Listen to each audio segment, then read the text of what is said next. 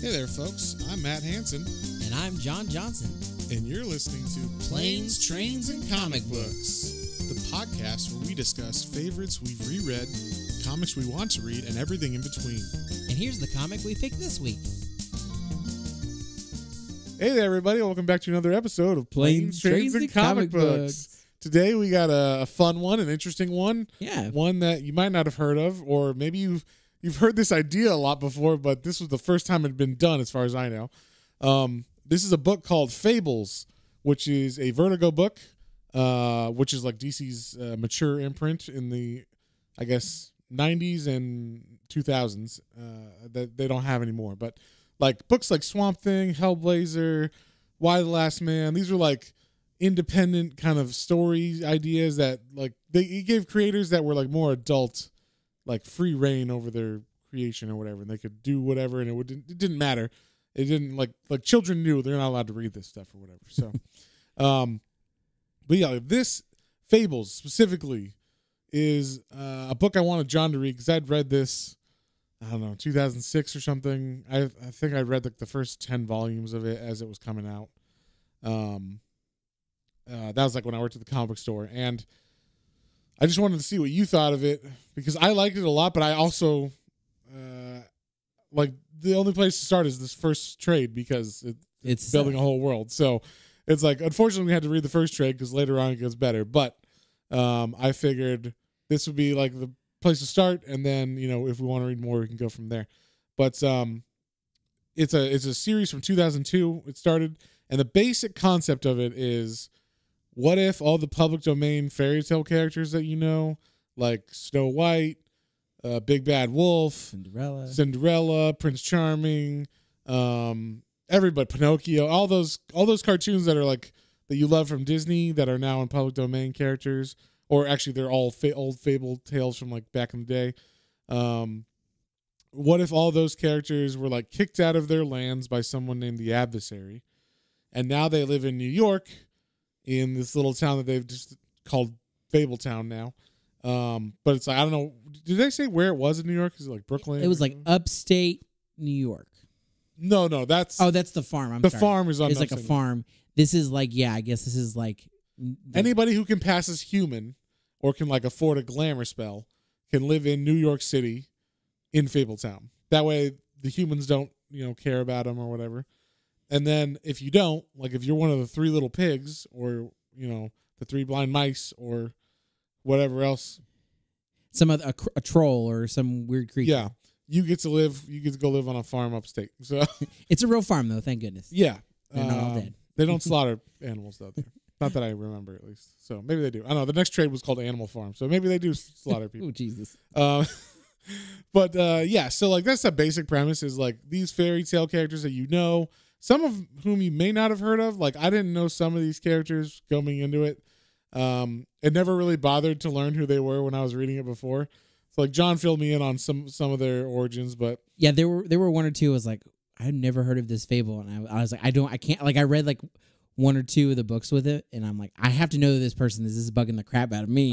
So I had to go and like at least look the basic story of what it is. Right. Like, okay. Yeah. So this specific book features Snow White, the Big Bad Wolf, who's now a person, or he can turn into a person, kind of like a werewolf, but at will. And they call him Big B, which is funny, or Big B. Yeah. It sounds like a real name. And then a woman named Rose Red, who's Snow White's sister, which I'd never heard of her before. Oh yeah, I actually knew that beforehand. This part of the Snow White story. She's See, I've never read Snow White or any of that shit. So yeah, it's like in the traditional story of Snow White. She has a sister who is definitely more of a free spirit sister. Okay. And then we got Jack from Jack and the Beanstalk, who I particularly like a lot in the series. He gets more fun later on, but like in this he was kind of an idiot or a dickhead. But and then there's a guy named Bluebeard, who's some French pirate or some shit, right? Or French nobleman. Yeah, this is one I didn't know. So I had to look it up. Yeah, and it was like some 1700s fables. This guy who had a lot of wives. He was known to have he was super rich beyond your dreams, but he had a lot of wives over the years. Who vanished, I guess? Or? Yeah, and they disappeared. And long story short, no red flags there. Yeah, this new girl was like, okay, I'm gonna marry you. So they get married, and he's like, here's the keys to my mansion. There's like 100 rooms. You can go in every room except this one. And again, long story of it short is that she goes into that one room and finds the bodies of all of his ex-wives. And there's a little drawn out like, you did what I told you not to do. So you're going to end up in there. And right before he's going to kill her brother save her or something. I don't know. Okay. Whatever. But I didn't know what Bluebeard was. So yeah. So Bluebeard, is a character I wasn't familiar with, but apparently he's a French asshole nobleman. And then Prince Charming is in this. And those are pretty much the main characters of this story. Oh, Beauty and the Beast are in it. They're in it, but they're not part of the main story of this. So there's like we said, there's other characters that are mentioned or seen, but these are like the 6 main characters in this story. So basically, it starts off with kind of a bang if you, I guess, were thinking it's going to be all cutesy and everything. And me and John were talking about this earlier, but the problem that this book has mainly now is that 100 other TV shows and properties have done this idea since this book came out. Yep. So like you get the show Once. Is it called Once or Once Upon a Time? I think Once is Once Upon a Time or something. I don't know, whatever it's called. It's like whatever these fairy tale shows that come out, and they're all about like these characters that they're all public domain and they tell their own stories or whatever. So this kind of was the first property or like thing that ever used that, and unfortunately because of that, and now all these other things came out that were more popular than it or more well known. It seems like it's a derivative of them, but it's actually the first thing. And I tried to go into this with that because reading it, I was like I started to feel that a little bit after like the first book. I was like, I don't know if I'm gonna like love this, and I was like, well, let's put it in perspective. I'm sure this came first. Yeah, because I knew it was a little older. So I tried to pull that into it, but it still kind of fell into the into an odd trope of that. So yeah, it definitely. And even when I read this in 2006, I was kind of like, yeah, it's just a murder mystery-ish or whatever. So, but let's just, I guess, dive in on that note. It seems at the very beginning of this that there's been a murder. Jack from Jack and the Beanstalk runs into the, I guess, like common, like the town hall or whatever of Fabletown, where we see Snow White is like the head. Well, she's like the acting head of, say, like she's the acting congresswoman or whatever of Fabletown, but whatever that would be, councilwoman or whatever. And then we see like sheriff. The sheriff is Sheriff Big Bad Wolf, Sheriff Big B, and so yeah, like Jack runs into his office and is like, "Hey, oh my God, I think Red Rose is dead, or Rose Red is. I'm gonna call her Red Rose just because it seems like it should go like that in my head, but Rose Red is dead." And he's like freaking out, and he's like, "Oh my God, Big B, there's like a giant, all this blood everywhere. You gotta come check it out. It's crazy." He can't really tell him everything, so Big B goes to like the apartment where it turns out Jack's like dating Rose Red, and I'm gonna say it. It's like, Rose Red, and so like they open the door, and you're thinking like, oh, okay, like there's gonna be a puddle on the floor of blood or something. No, it looks like, I don't know, Hellraiser happened. A Hellraiser movie happened. Blood everywhere. Yeah. And so right away it's like, holy shit, like something's really bad.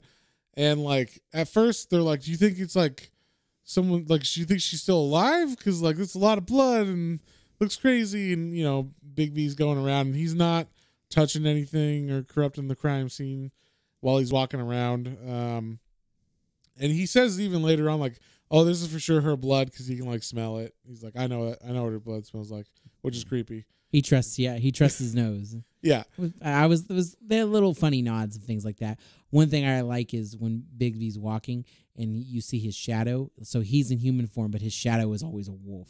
Yeah. That was really cool. Yeah, it's some kind of glamour or something that he's got on.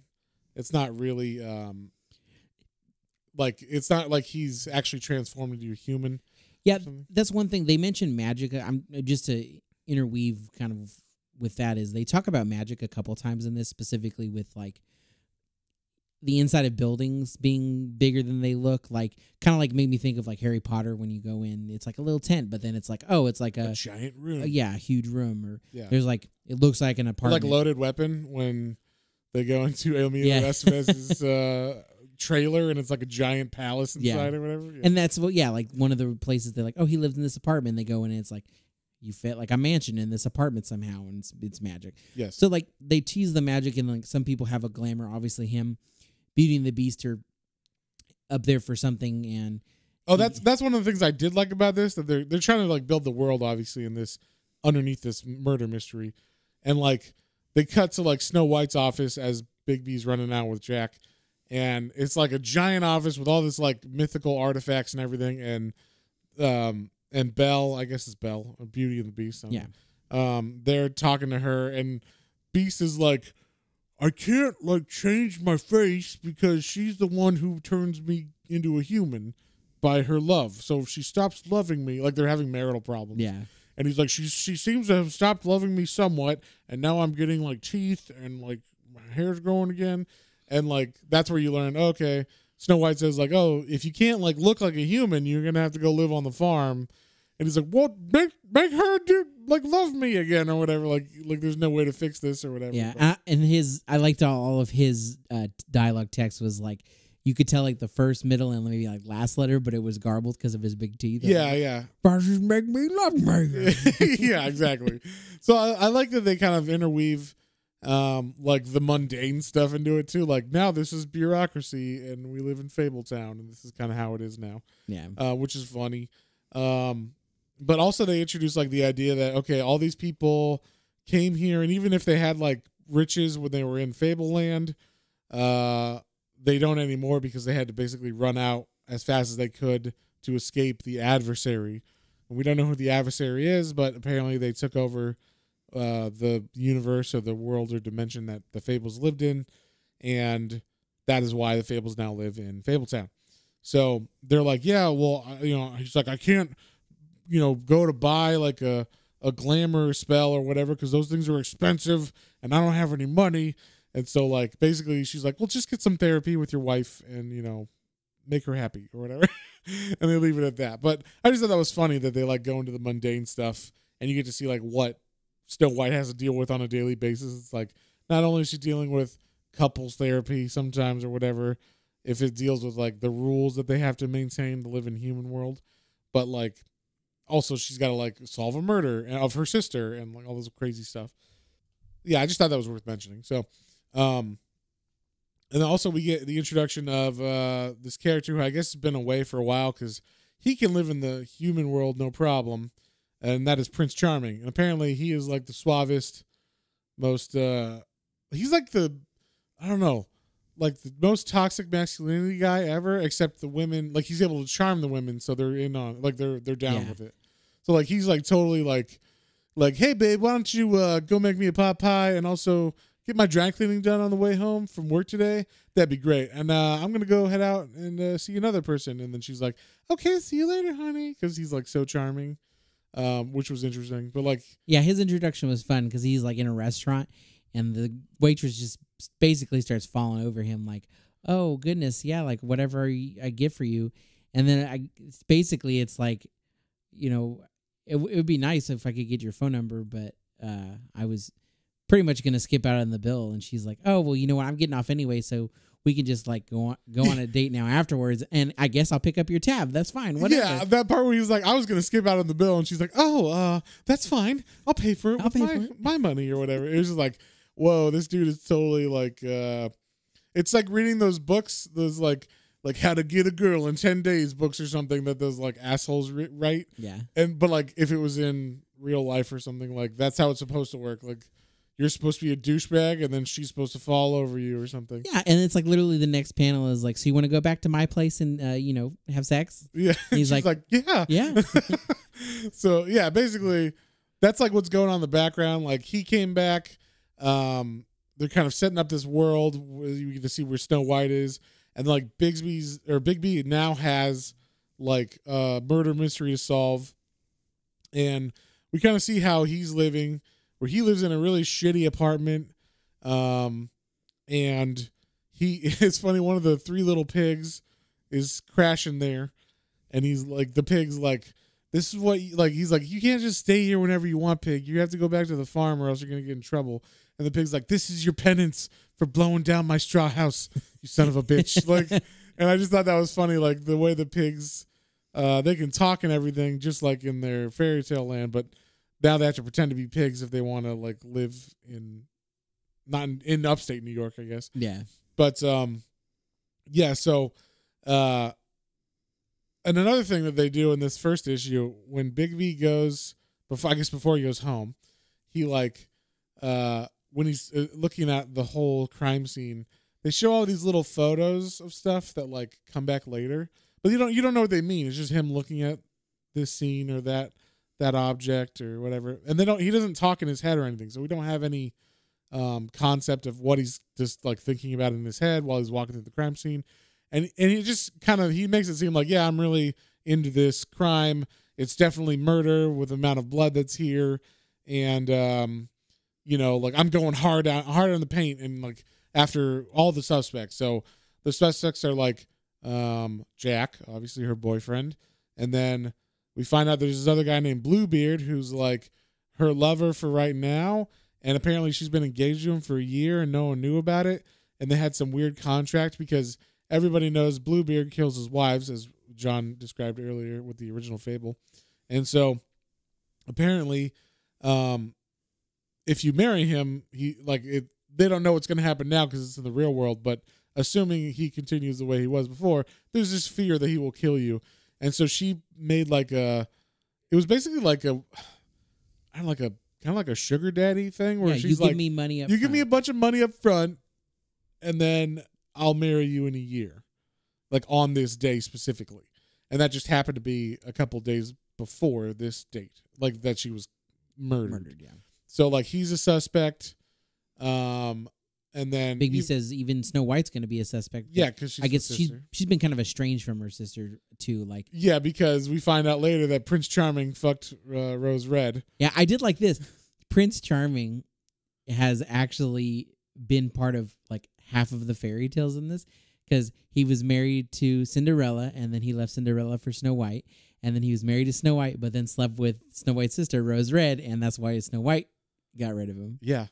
And then he met with Rose Red, he just was with her, and then she met Jack and then started going out with Jack. I don't know. Did it say why her and...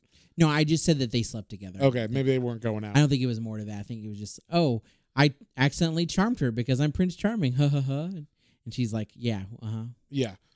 And so one of the parts I did like about this is at first it seemed really unnatural when Bigby tells Snow White, hey, your sister's dead, or possibly dead, at least, somewhat. There's blood everywhere. There was a lot of blood. A lot of blood. And so, like, at first she's just kind of like, well, let's go look at it, and she's like, seems like alarmed, but not like freaking out. They see the scene, and it's pretty graphic, like how much blood is everywhere. And she's still not freaking out, and she's still like I want to be involved in this, but not like my sister's dead kind of thing. And then I liked in issue 2 how she like actually kind of broke down and was like, it's my sister, and I just needed time to like process it and all this stuff. So that was kind of nice. You saw that. But like basically we're like the whole comic itself is just kind of working through, this little murder, who did it, who done it. But we don't have any insight into Bigby's head, like what he's thinking, which is kind of different for these like detective comics, because you think like Batman, you're always inside his head. He's always like, I think the Riddler's blah blah blah, and so we're into the investigation. But in this, we're kind of left in the dark. We're like, who is it?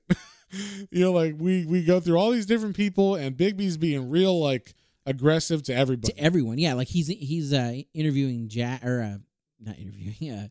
Yeah, he arrested him. Yeah, and he's like cross-examining Jack, whatever, and he's like, I think you did it. He's like, you guys I remember you guys were dating, and then you had a big fight, and like, so you obviously weren't on good terms right now. You still had keys to her apartment, and then you killed her. Like in that, and you were the one who came rushing over here from her apartment. You found her, quote unquote. So. Yeah. So like he goes hard at Jack, and so we're like, oh, was it Jack? And then he goes hard at Bluebeard, and it was like, I like Bluebeard's response when he's like, so why'd you kill her, Bluebeard? And he's like, how dare you? You're like, I demand satisfaction or whatever. You're like old school rules or some shit. Like they're gonna sword fight. I haven't been like that for years. Yeah, I thought that was funny, but yeah, like basically he just goes around. And that was where they found out about the contract because they didn't know about the contract. Oh, It was basically not known until Bluebeard's like, actually, we have been secretly engaged for almost a year now. We were just coming up on. Yeah, so why would I kill her if I was going to get married to her in like 5 days or whatever? Yeah. And the year anniversary is actually like what's it called? Remembrance Day. So it's like the day that they founded Fabletown or whatever. Yeah. Came to our world. So it's like Independence Day for America, but for Fabletown, it's like our home got ruined and we had to run here day.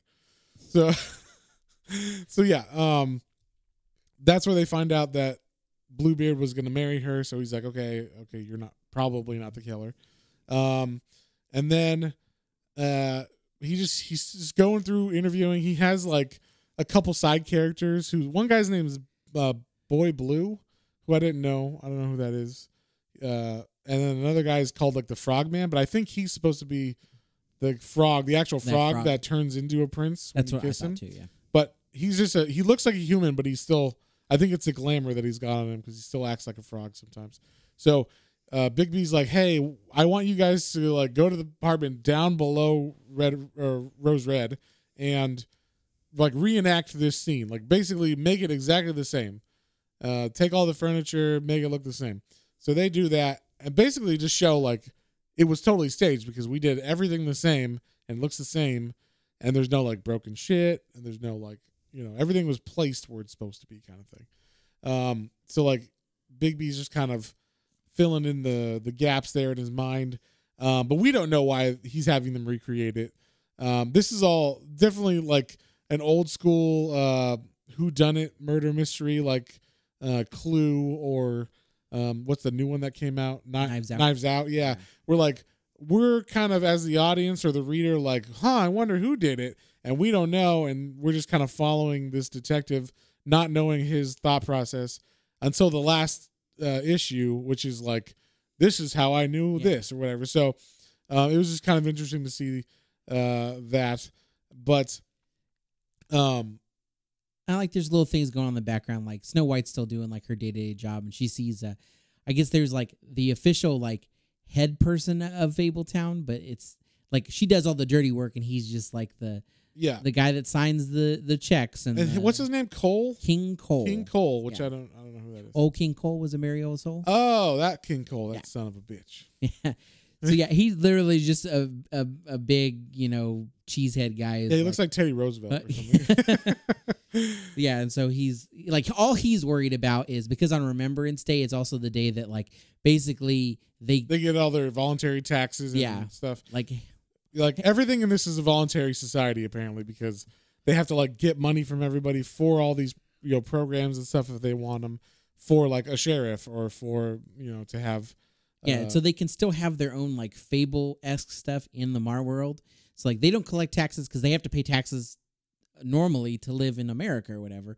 But in here, they're like, also, please, if you can give us some money, right, then we can like, have like special programs for like, I guess like marriage counseling for the creatures. And so what I'm hearing is this is a libertarian society because it's all volunteer taxes and whatnot. But anyway, one thing we kind of passed over a little bit was, like we said, most people are broke in this Fabletown because they had to lose their fortunes. But everybody still has like the deeds and stuff to their castles and their namesakes and all that stuff in Fable world, but it's now not worth anything because they can't go back there to get it. So that's why Prince Charming actually came to town, was because he was like, I got a great idea. I need some money. It's Remembrance Day coming up, and I can sell like all my deeds and title and everything, which means nothing anymore, for a bunch of money, and then that will, make it make me a bunch of money, basically. Yeah, because apparently he just been running through whatever money he did have when he came here, and then now he's broke. Yeah, and then so through this whole thing, as we get closer to the like whodunit issue, rumors are being spread around the Fables, like because Jack has still been arrested, and so they're like Jack chopped her up into little pieces and spread her skin around, and like he's basically Buffalo Bill from Silence of the Lambs or some shit, and so like Bluebeard is like hearing all this, and he's like, oh my god, I'm gonna kill that fucker. So he like breaks into the prison or the jail. He doesn't break in. He walks right in. Oh, that's true. He says like, oh, I have permission or whatever. Yeah, I brought lunch for Jack because Big B told me it's cool. And then Big B like shows up like I guess just a few minutes after that, and he's like, "Hey, I'm bringing lunch for so and so." And he's like, "Really? That's weird because you're getting him fat." Yeah, man. he's getting him food right now. Yeah. What? And this was cool because this was awesome. Yeah, he's like he starts running down the hall to the jail cell because he like I said he got there just a few minutes after Bluebeard, and this was cool because like he's running and it looks like he maybe is like growing hair or whatever on him, and then his shadow starts to get bigger and bigger, wolf looking. It was really cool. And then he actually turns into like the like you said, the giant wolf. It looks crazy. It was one whole panel of this scene was really cool. Yeah. And like he's like, you better let him go or I'll fucking kill you. And like Bluebeard's like, I'd like to see you try. I've killed many of your kind in the past. He's like, you killed them when they were like when you had like a spear and like all your men with you and all this bullshit, not just one-on-one, you son of a bitch. Like, so it's pretty interesting.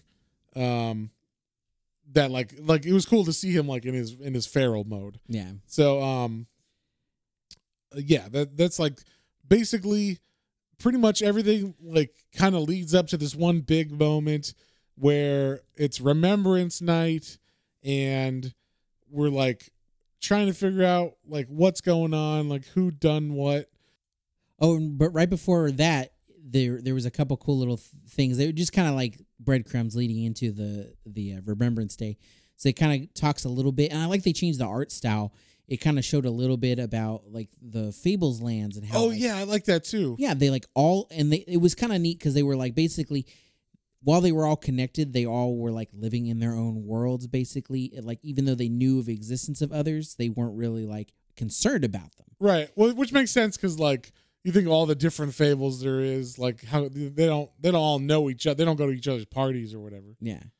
But that was cool. And again, like the art on this changed. It got more colorful. It got more like every piece of the page filled up with like some kind of like foliage or creature. It was you could tell they definitely were like, this world is wild and crazy. Yeah. So, and then it shows like this person or this creature, the Adversary. We don't know. Some people were like, oh, he was just like, what are the creatures with the, like the fawn kind of. Yeah, like what are they? Like Danny sprite? DeVito from Hercules. What yeah, something like that. And some were like, oh, well, they actually think he might be like a part god or something.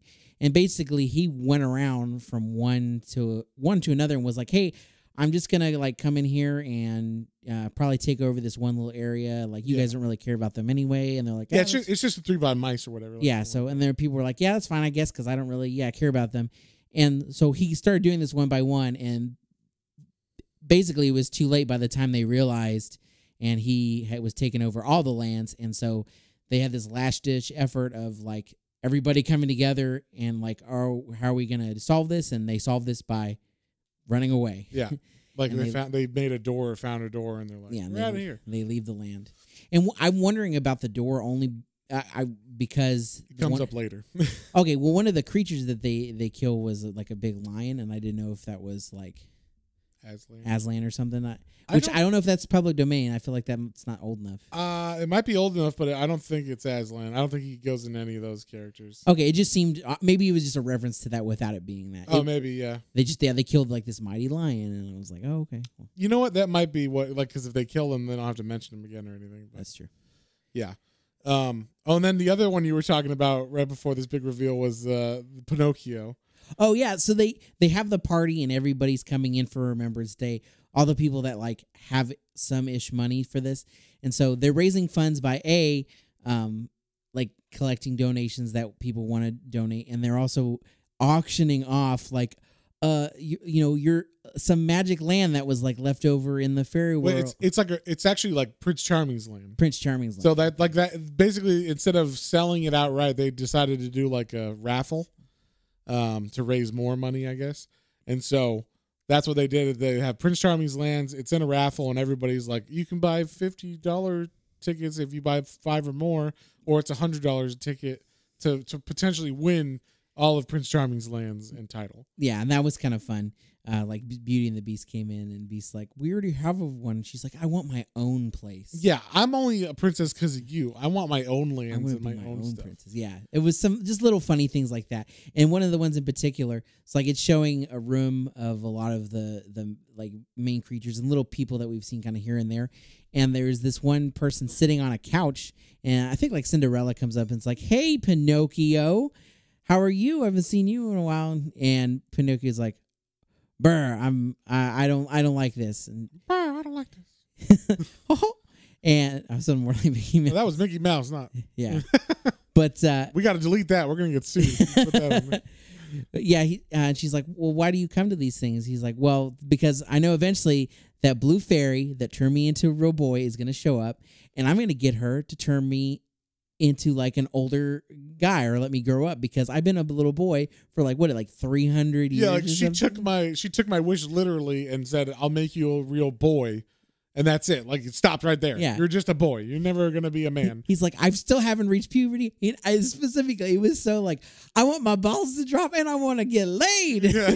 So that's like a funny, like, just the plight of these certain characters in our world is funny. Like what would he really be like in the real world, kind of thing.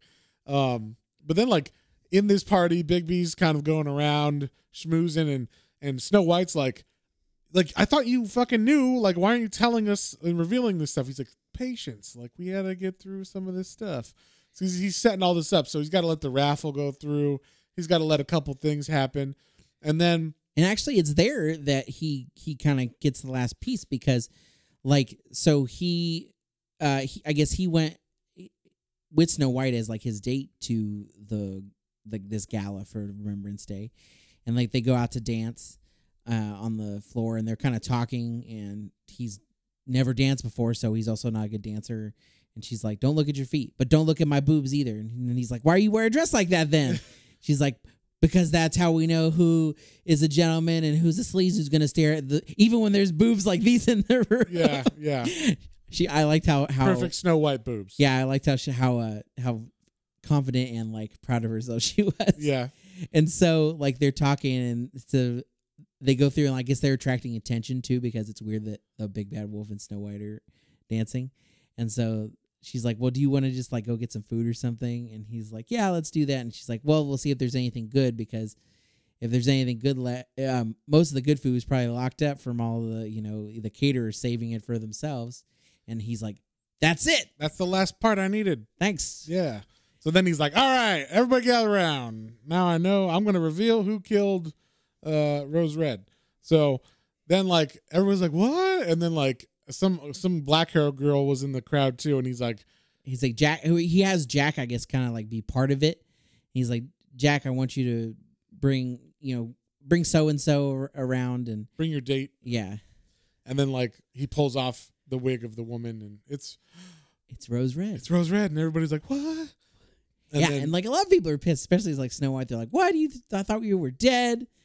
Yeah, like everybody's pissed off basically, because it's like he's been spending money on taxpayers. He's been abusing people, going above and beyond what he should do for the law for this or whatever. Yeah. So basically, we just find out like, it was all Jack's fault. Jack came up with a plan. Get rich quick scheme. Yeah, like he came up. This is like during the .com boom bust. This is a couple years after that. So Jack apparently is always a little bit behind on his schemes. So he was like, I got a big .com scheme I want to do. He's like, hey, remember those beans that I had or maybe didn't have and got people to try to get? Well, now I've got this great .com scheme. Yeah, and like basically he's like, but I need money for startup. So he asked Red Rose. God damn it, her name is Rose Red. I will keep saying it wrong every time. But anyway, he's like, I need money. We need money for this .com scheme I got. So basically, they come up with a plan, and that is to get borrowed money from Bluebeard by basically whoring her out by being like, I'll marry you in a year, but it's got to be in a year. And Jack's like, don't worry, babe. I know he always kills his wives and stuff, but like with this .com money I'm going to make after this loan, we're going to be able to pay him back no problem. And then we can just break the engagement and it won't be a big deal. I don't know why they thought it wouldn't be a big deal for him, but yeah, he wasn't happy about that. Anyway.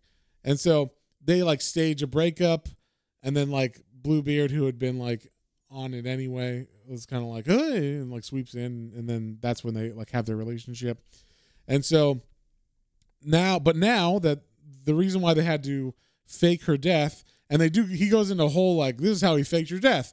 Like basically they saved pints of blood for her, and that's what they had to lock up pints of blood in the freezer, yeah. so her friends wouldn't see it. Yeah, because she always had parties and people would be over all the time, so they had to hide it. And I like that part of it was there was so much blood, and he was like, bodies only have so much blood, and like unless you use magic, and that's where I thought maybe some more magic would come in. Right. But like there was way too much blood in this apartment for you to be alive still. Right. And so yeah, it was like basically they just bled her for, this was like months before, I guess. Yeah. Because it's like every month or every couple of weeks you can take a pint out or something. And so they saved that. Then they staged the crime scene. And then this is where it goes back to like the original issue, the first issue. And they show him looking like the same shots when he was looking through the crime scene. Like, here's her favorite ashtray, not broken. And like this is where you get to see his inner thoughts of, even before Jack came to my office, or like right when Jack came to my office, I was suspicious because Jack said he took a cab and then ran up to get me, but he was like way out of breath, overacting like he always does, Jack. You know, like, and then like, so right there I was suspicious. Then I go there and your favorite cigarette or ashtray isn't broken, and your CDs that you don't like are on the ground covered in blood, but the ones you do like are fine. And your boombox there's blood over the entire room. Just the boombox, but the boomboxes didn't have any on it for some reason. Yeah. So basically, he was like, I could tell it was a staged crime scene, which was confirmed by my idiots who staged it as well. And so, then basically, like Bluebeard's like, I will have satisfaction, and like they get all mad and everything. And he's like, you will marry me. Like we have a contract and everything. And so. Basically Bigby and Snow White are like, all right, everybody, just settle down, have your fun night tonight. We will all like talk about this tomorrow. Everything will be settled. So then we like cut to the next day, and Snow White's talking to Bigby, and she's like, well, they're not gonna like it, but like everybody kind of gets fucked, but everybody should be satisfied as far as all the like, you know, who owes what to who and all that shit. Yeah. And so the first one is Prince Charming, who if you listen to the auction or whatever that he was doing, he had millions that he was supposed to get for his lands that were in the raffles. But then she gives him a check and it's like $20,000. He's like, what the hell? And she's like, well, that is for one, fucking my sister, and two, like all the money that we had to spend on this stupid. Yeah, you didn't read the fine print, and it says that I can take any necessary funds, and those were necessary. Yeah, and she's like, you should be more careful when what you sign.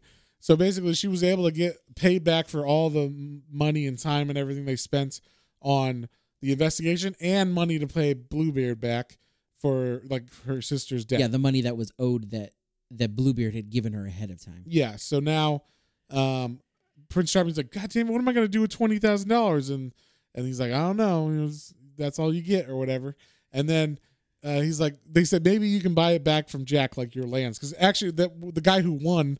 Randomly, it was an accident. Actually, was Jack. Jack won all of Prince Charming's lands in the raffle. So he's like, well, maybe Jack will let you buy it back for a cheap price. He's always strapped for cash or whatever. So then they go to Bluebeard and they're like, here's your money, Bluebeard. You better be satisfied. He's like, no, I am not. Because what about the wedding I've already paid for, basically? Yeah, and like, you owe me a wife. I deserve a wife, and there's a contract. I demand satisfaction. Yeah, and then she's like, well, actually, you broke the contract because you told us that there was a contract in the first place, and in the contract it says it's a secret. Like, it must remain a secret for semantics. A year. Yeah, so they get her out of the contract because of that, and he gets his money back. He's not happy, but he's like, fine, I guess. Yeah. Well, I mean, also he's like, well, you tried to kill Jack, so if you don't want to go to jail, then Yeah. I guess you can be satisfied with this. And he's like, whatever. Yeah. But he's not happy. The last panel of him is going, like squinting with his eye. And then we cut back to a bench in a park where like Rose Red and Jack are sitting, and they're like, basically, you guys. Good news. Good news. You're out of jail, and you're not gonna be wed and murdered, on your wedding night or whatever. But also, you each owe $10,000 in fines and 200 hours of community service and probation for a year or something. Yeah. And then Jack's like, where are we going to get that kind of money? We don't have that kind of money. And then Big B's like, well, maybe you should talk to Prince Charming. I think he'd want his lands back, and I think he's got some money to cover it or whatever. So, like, basically the $20,000 that they gave him is going to pay Rose Red is going to be the payment that they get for the fines. The fines, yeah. So the government got all the money out of that. So, but yeah, it's like, kind of a fun thing. Then like the little last like ending thing that's kind of like a hint of stuff to come is Snow White and Bigby are talking on the roof at the end, and she's like, well, one thing that doesn't make sense, like, why did you need me to go to the dance with you? Like, you insisted that this was part of the plan. Why did I need to go to like the remembrance ball with you? And he's like, well, I just kind of like wanted to go with you, and I was too scared to ask, and I thought you'd find it kind of like charmingly like awkward. If I said it was part of the plan. Yeah, and she was like, don't ever do that again. No, that's creepy actually. So no, we work together, and that is it. That is it. You are the big bad wolf. And so that's basically how it wraps up. It ends right there, like on the awkward note of them being like, don't ever ask me out again. And she says it a couple times. It was kind of funny. He's like, I get it. Never. I get it. Never. Okay. Never. So yeah, like I know that I thought the ending was cool where they actually pieced everything together, because they weren't telling you the whole time what his thought process was. But what did you think of it? Is there anything you wanted to hit that I missed or anything? Or? No, I think you hit all the high points. Again, I want to say that I like the switching of the art. Like the art was good. I liked it. I just thought the art was kind of like fine. Like it was just what it serviced the comic. The only ones that stood out to me are when they changed and they were really showing off the in Fabled. Like the Fable world. Yeah. Or the like when they were showing all the more of the creatures, like on Remembrance Day, it showed like people celebrating everywhere in different areas, like the farm and stuff. That was kind of cool. They weren't really detailed on those, and then like the creature fairy fabled lands. They went really vibrant with the colors, and they just made it different and distinct, and that was cool. And then all the covers for each of these was very... I didn't talk about those. So the covers, I believe, is why this book sold so well at first. Yeah. I mean, it's fine. It's serviceable. This story is very, like, paint by numbers a little bit. Yeah. So I could see people being like, it's not amazing or anything. But James Jean, who did all the cover artwork for this series, I mean, I think up to, like, through issue 100 or something, he is such an amazing cover artist that like pretty much everybody that walks by has to look at it and go, oh my God. Like I even have artwork of his in my house that's just not from Fables, but just, this is awesome. Like I love this artwork. So like he's such a good artist that I think that really sold it. Like to people who didn't know what it was, it really caught their eye on the stands. Yeah. Because this is like the DC indie line or whatever, So I've always found that an interesting thing with comics sometimes is that they'll have this amazing, like they'll really catch your eye with a cover art, and they're hoping that you buy it off of that, and then like sometimes the art in it is not quite up to par of what you were expecting. Yeah, I guess they're hoping that like they're gonna get like 30 to 50% of people who pick up a comic for that purpose. I mean, it can go bad for sure. Like if I open a comic that has a badass cover and it looks like dog shit, I'll just throw it away. Like no, I don't need this. But if it's my favorite cover artist, I'll be like, I'll keep it because I'll buy it because it's Sean Gordon Murphy or it's fucking whoever else I like. But like, like I don't know. There's as if Mike Mignola did Conan covers, and that was like why I noticed Conan for the first time. I was like, holy shit, that's cool. Like Mike Mignola did Conan covers, and then I started reading it. I'm like, Conan's badass. Like, so there's things that are good about it, like because it doesn't look. Mike Mignola's art doesn't look like what was inside Conan, but it can be good or bad. I think what really happens is if they spend all the money on the cover artist and don't pay the writer or artist of the book anything, or get shitty writers or artists for the fill-in, and then it's like, well, what is this crap? So, not that this art was that. I thought this art was serviceable. It wasn't amazing. It did its job. It told the story well. Yeah, like I was never confused or anything. No, there was never like blank areas. There was never like odd coloring or shading or anything. Like everything looked great. It was it's what I call like this is straight down the middle. What a basic comic needs to be. Like it's readable. It makes sense. There's nothing fancy about it, but not everybody's a Todd McFarlane, you know. like some people are just good, solid jobbers or whatever, you know, and they're like making. And you know, I don't know if this person gets fancier later on, but you know, sometimes people take a while to develop their style for a certain book or whatever. So, you know, it might come out later on. I can't remember if the art gets better or not, but I feel like it did. I feel like it got like more settled in. But like this is just the first 5 issues. So, well, on that note, what would you give this one, John?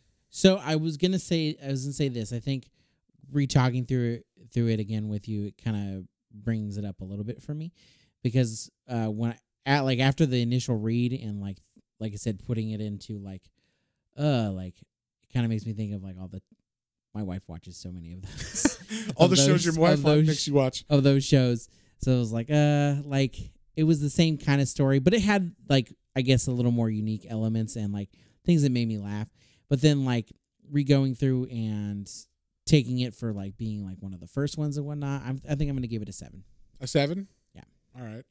Just like it's that solid, it's that good comic. It's one of the first one. It's foot's bumping because I was going to give it a 6, but I'm going to bump it to a 7. I am going to give this one a 6, mainly because I know, because I've read further, that it gets way better. Like there's the storytelling gets better. It gets settled in itself and everything. And like the idea is just a little. It's right now. It's just an interesting idea that could become something cool, and I know it becomes something cool. So that's why if we read more ever, I don't want to like give this one a 7, and then that one's gonna be like an 8 or 9. Maybe deal with it. Well, no, I mean you rate this book as you wrote. Yeah. The only reason I think that is because I know later on it gets better, at least from what I remember. So, but I don't know if we'll ever read more because I don't remember where is like a good place to start, or, you know, for another. And then that's true. Like after this, the only thing I'm curious about, honestly, going forward, is who the adversary is. Yeah. Like the rest, I was like, meh. Like, I mean, does Pinocchio and if you jump to that trade, I don't know if you'll understand everything that's going on. So it's kind of like this was a very like you need to read everything going up to it because for sure. There's so many characters, so many side plots. There was even like branch off series like Jack of All Trades was. Or Jack of Fables is what. No, I'm sorry. Yeah. Jack of Fables was the name of the book, and it just follows Jack and the Beanstalk, you know, going around doing stuff. Yeah, like so Cinderella has a couple panels in this. There's a separate Cinderella story. But yeah, but she wasn't like a main player, obviously. So and then again, Beauty and the Beast. So yeah, and they cover everywhere. There's Pinocchio storyline. There's like the next, like I said, the next trade's called Animal Farm, so it's about all the animals, you know. Animal creatures. Maybe we'll read that and just. Hey, if you want to read more after the second trade, that's that's what we know. Okay, it's like a 7 or whatever, you know, or higher. But we'll see. But yeah, I mean, I'm gonna give it a 6 just because I know it can get better than this, and I mean, I just feel like it's not necessarily. I guess it is groundbreaking in the fact that it was the first one, but it just doesn't seem groundbreaking because we've seen so much of this before, like now, and unfortunately, it suffers from that. It suffers from that, and it suffers from the first story in a series. That you have to set up the world sometimes. Yeah, and it's like a murder mystery. Yeah, that's like, you know, like it's just very on like by the numbers. This is just yes, it's introducing stuff. There's some cool ideas, which I think is why people stick to it. Like they're like, it wasn't the best start. But there's enough interesting ideas. Who's the adversary? You know, like there's like things like that. You're like, oh, I want to find out a little bit more about this. I'll read the second trade. And then I think once you're in the second trade, it starts moving and you get more interested. And, you know, so gotcha. Maybe later on we'll read the second trade and kind of see how it feels from there. But yeah. Speaking of reading next. So next week we're going to read the new Teen Titans, the Judas Contract, which I have not read. You have not read, correct? No, I've never read any Teen Titans. I know the TV show a little bit, and that's it. Like the new animated one? Yeah. Okay. So I have seen the movie that this is based on, like the animated one that came out. So I'm interested to read it. I know it's considered one of the best. Does it introduces Deathstroke? I don't know if it introduces him. But he's like the main character. Okay. Yeah, main bad guy. So that's cool.